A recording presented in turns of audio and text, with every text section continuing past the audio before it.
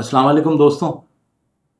क्या आपने कभी सोचा है कि दुनिया के सबसे अमीर लोग भी बेचैन नज़र आते हैं और दूसरी तरफ एक आम सा आदमी है, महदूद से उसके वसाइल हैं, उसके बावजूद उसके चेहरे पर सुकून है, इत्मीनान है। तो दोस्तों, इसका जवाब एक लफ्ज़ में छुपा हुआ है। जी हाँ, वो लफ्ज़ है क़नाअत और शुक्र। तो क्या दौलत के बगैर ये क़नाअत और शुक्र मुमकिन है? यही हमारा आज का मौजू है और इंशाअल्लाह आपको इस बारे में यकीनन ऐसी चीज़ें बताएंगे कि जो ज़िंदगी में आपके काम आएंगी। तो दोस्तों, क़नाअत है क्या? क़नाअत का मतलब ये नहीं है कि हम मेहनत छोड़ दें या तरक्की की ख्वाहिश ही ना रखें।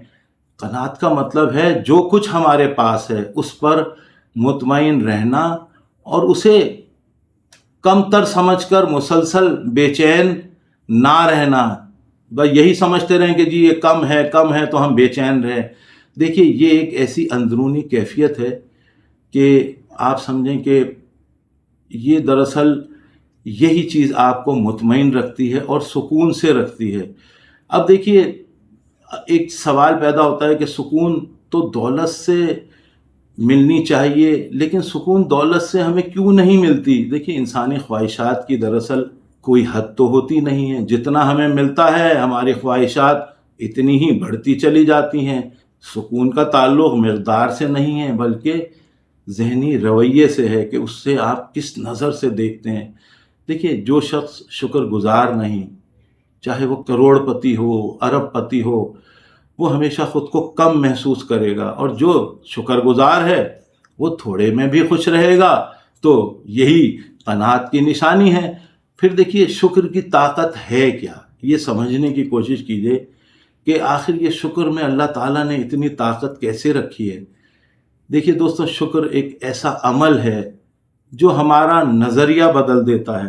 देखिए, आज अपने अंदर शुक्र पैदा कर लीजिए, आपका एक बड़े से बड़ी चीज़ के बारे में नज़रिया बदल जाएगा। और जब हम अपनी नेमतों को गिनना शुरू करते हैं तो फिर हमारे अंदर क़नाअत आनी शुरू हो जाती है। यानी सेहत है, ख़ानदान है, छत है, 2 वक्त की रोटी है, तो हमें एहसास होता है कि हमारे पास पहले से बहुत कुछ है और अल्लाह ताला ने हमें बहुत कुछ दिया हुआ है। तहक़ीक़ भी यही बताती है कि जो लोग रोज़ाना शुक्र का इजहार करते हैं वो ज़हनी तौर पर ज़्यादा मुतमईन और ज़्यादा खुश नज़र आते हैं बनिस्बत उन लोगों के जो हमेशा कमी का रोना ही रोते रहते हैं। तो दोस्तों, देखते हैं कि क़नाअत के फ़ायदे क्या हैं, अल्लाह ताला ने क़नाअत में क्या क्या फ़ायदे रखे हैं। तो सबसे पहली चीज़ जो दोस्तों है वो क्या है? क़नाअत वाला इंसान दूसरों से कभी भी हसद नहीं करता, क्योंकि वो अपनी ज़िंदगी से मुतमईन होता है, फ़ुज़ूल ख़र्ची से बचता है और उसे दिखावे की ज़रूरत ही नहीं होती। इसीलिए उसके रिश्ते भी मज़बूत होते हैं और वो लोगों से मवाजना करने के बजाय मोहब्बत और प्यार पर तवज्जो देता है। और सबसे बढ़कर दोस्तों, उसकी जो नींद होती है वो पुरसुकून होती है, क्योंकि उसका दिल जो है वो बेचैनी से खाली होता है, यानी उसके दिल में बेचैनी नहीं होती। तो दोस्तों, अब सवाल ये पैदा हो रहा है कि क़नाअत कैसे पैदा की जाए। देखिए, यही हम सब का मसला है। तो सबसे पहला तरीक़ा तो अल्लाह ताला ने हमें बता दिया।